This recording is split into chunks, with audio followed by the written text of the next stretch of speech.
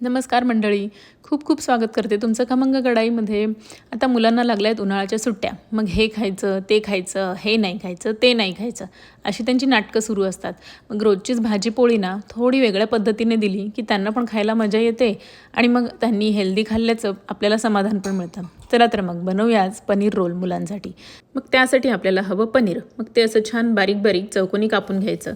मग कॅप्सिकम, कांदा आणि तुम्हाला हव्या त्या भाज्या अजून तुम्ही घेऊ शकता. थोडंसं तेल घालून ह्या भाज्या छान परतून घ्यायच्या, म्हणजे त्यांना अजून छान टेस्ट येते. मग हे सगळं परतलेलं भाज्या एका बाउलमध्ये ट्रान्सफर करायचं. त्यामध्ये pizza sauce, mayonnaise, tomato sauce, तुम्हाला हवा तो सॉस किंवा पिझ्झा सीझनिंग तुम्ही घालून घेऊ शकता. थोडंसं चीजही घालायचं, सगळं छान मिक्स करायचं. मग चपाती घ्यायची, त्यावरती हे मिश्रण घालून घ्यायचं आणि चपातीचा असा रोल बनवून तव्यावरती बटर टाकून हे छानपैकी भाजून घ्यायचं. तुम्हाला हवं तर तुम्ही अजूनही कडक करून घेऊ शकता. मग छान सॉस घालून सर्व करायचं. तेव्हा तुम्ही पण करून बघा आणि अशाच रेसिपीसाठी लाईक आणि सबस्क्राईब जरूर करा. बाय.